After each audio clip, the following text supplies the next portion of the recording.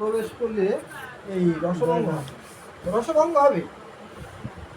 আসন্দিক যারা তারা এই রস বুঝবে না, রসভঙ্গ হয়ে কীর্তনে রসভঙ্গ হলে খুব কষ্ট হয়। তাই মহাপ্রভু কপাট দিয়ে অর্থাৎ দরজা দিয়ে এই কীর্তন করেন।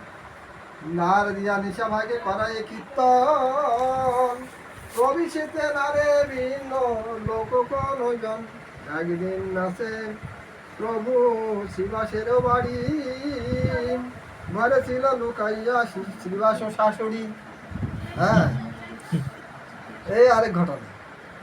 শ্রীবাসের শাশুড়ি এই কীর্তন দেখার জন্যে আসে লুকিয়ে, ঘরে লুকিয়ে আসে। ঠাকুর পণ্ডিত আদি কেহ নাহি জানে, দৌড়মুড়ি দিয়া আসে ঘরে এক কোণে। আগে বড় বড় ঢোল ছিল না, দোল মুড়ি দিয়ে বসে লোকায়ে কি হয় অন্ত ভাগ্যরা। হ্যাঁ, লুকাইলে কি হবে? লুকিয়ে দেখলে হবে? অন্তরে ভাগ্য নাই, আসলে তো ভাগ্যে নেই। কি হলো? ঠান্ডাইয়ে বসো, পাটের সময় সম্পর্ক করো কেন? অল্প ভাগ্যে সেই নৃত্য দেখিতে না পাই, অল্প ভাগ্যে সেই নৃত্য দেখা যায় না। নাচিতে নাচিতে প্রভু পদে গনে গানে,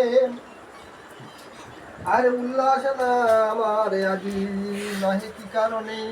আমার উল্লাস হচ্ছে না কেন? আনন্দ হচ্ছে না কেন? আনন্দ হচ্ছে না।